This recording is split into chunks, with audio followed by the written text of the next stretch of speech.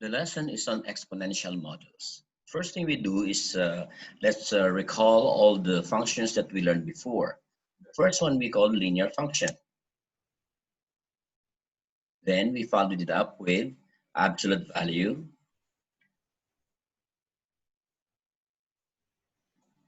and then the quadratic. Lastly, we did with polynomial, and this time it's exponential.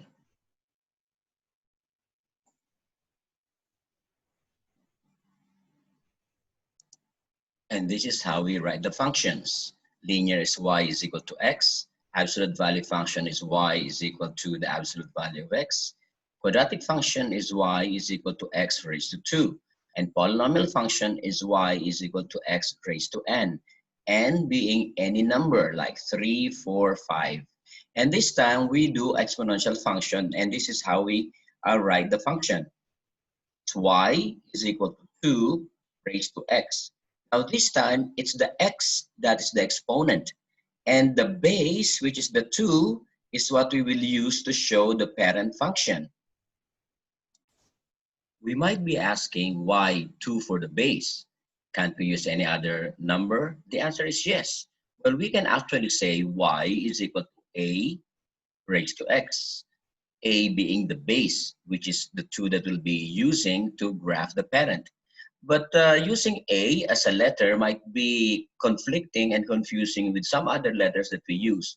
B can be used, C could be used, and some other letters may be used. Now, E is the common letter that is used as the base for an exponential function.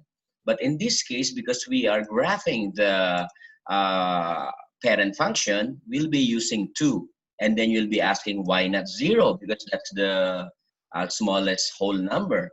The problem with 0 is, remember that x as an exponent tells us how many times we multiply the base. So even if we use 100 for x, 0 raised to 100, if we do that, the value for y is still 0 because we have the base that is 0. And you might be asking why not use 1?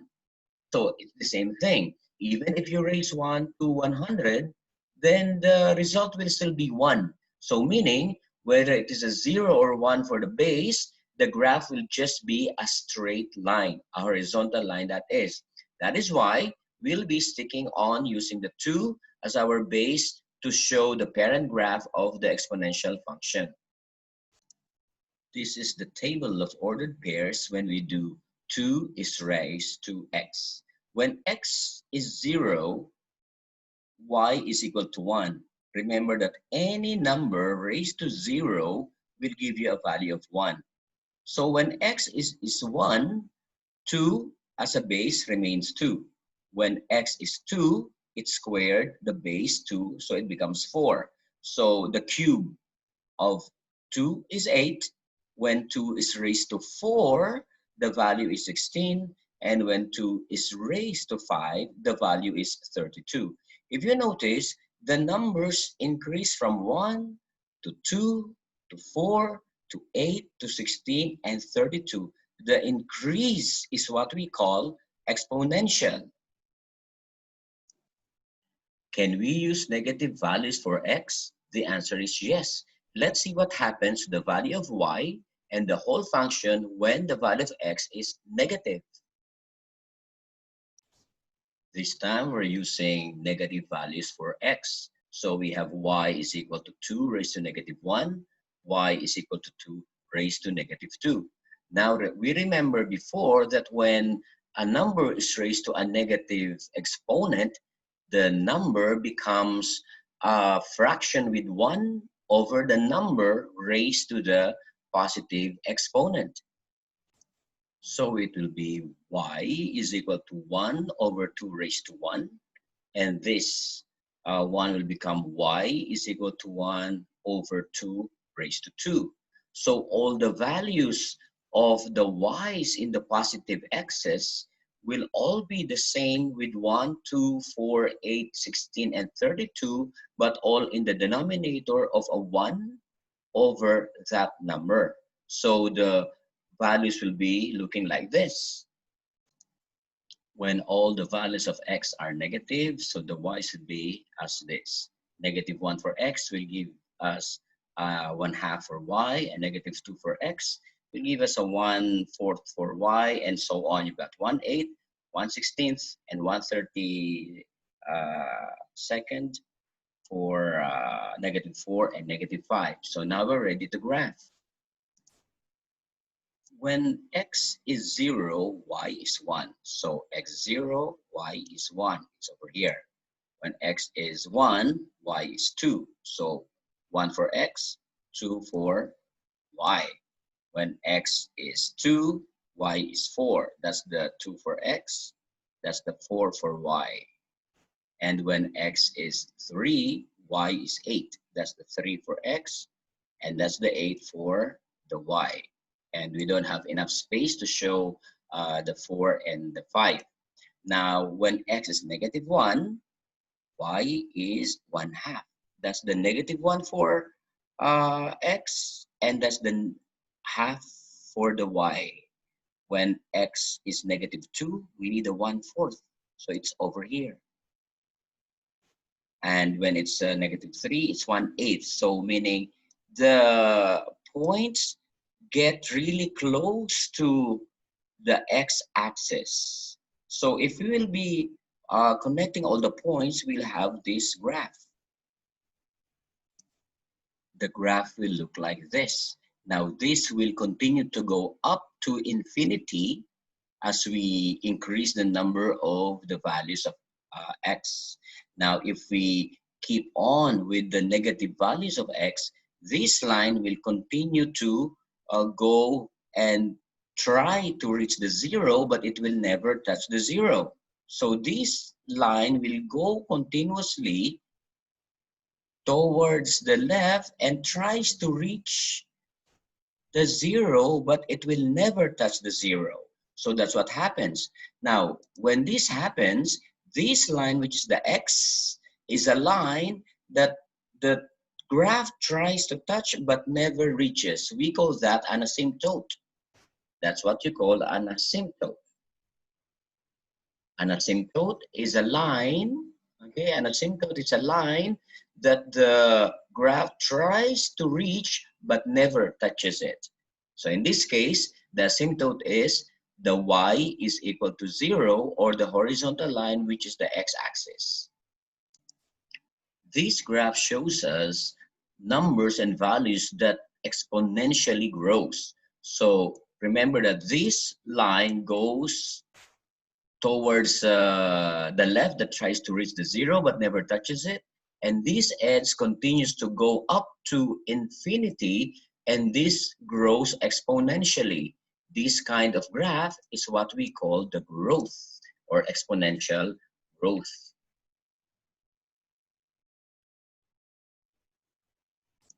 If there is exponential growth, there is what's called also exponential decay.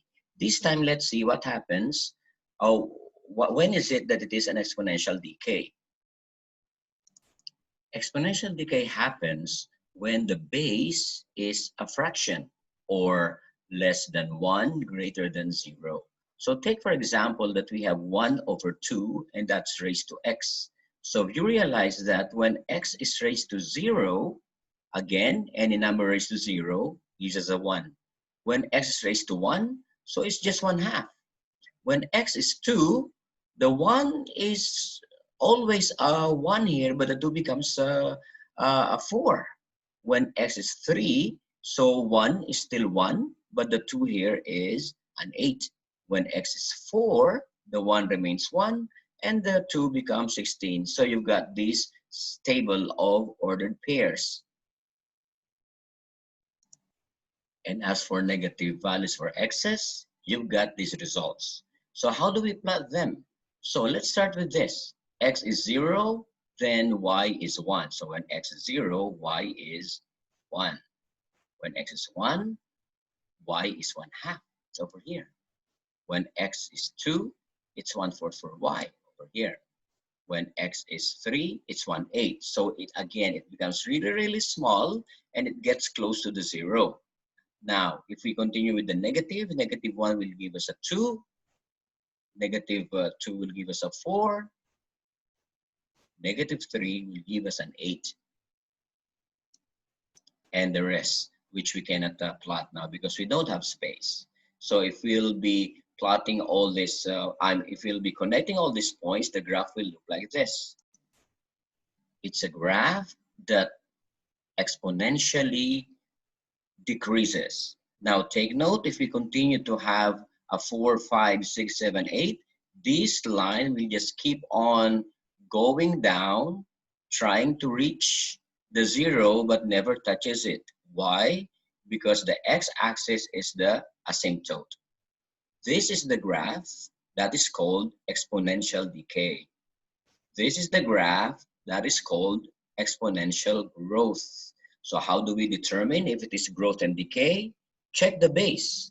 The base here is 2, a whole number greater than 1. The base here is 1/2. It's a fraction less than 1, greater than 0. So to determine if it is growth or decay, check the base. The base, when it is more than 1, it's growth. When the base is less than 1 but greater than 0, it's decay. Let's see how the exponential function is used in solving problems. Now we can use this in solving growth and decay. Now remember that it is growth when the base is more than 1. That's why in this equation that y is equal to a, you have a base that is a 1 plus the rate. Remember that the rate is always in percentage. And when it is in percentage, we convert the percentage to a decimal. So if it is 15%, we change that to 0.15. Now, being a 0.15 is less than 1, so it can't be growth. That's why there should be a 1 here as a constant to be added to 0.15 to make this more than 1. Therefore, raising it to an exponent makes it a growth.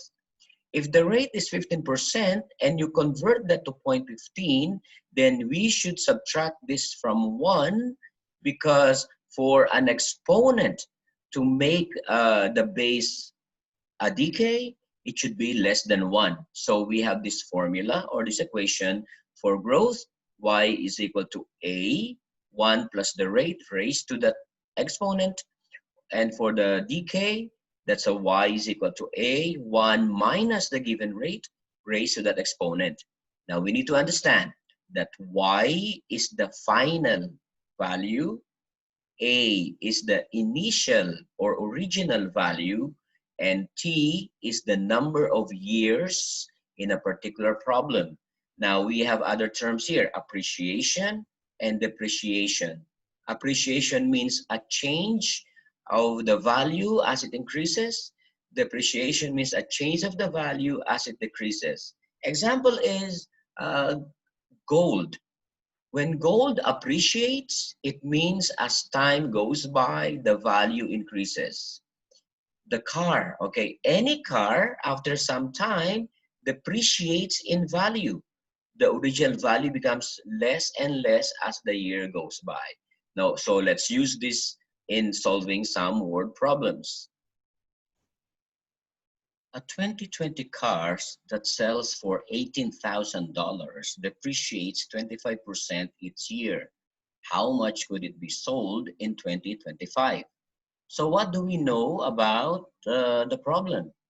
The initial value, that's the original value, which is $18. So we can have the $18,000 as our initial value. What's the rate? The rate is 25% each year.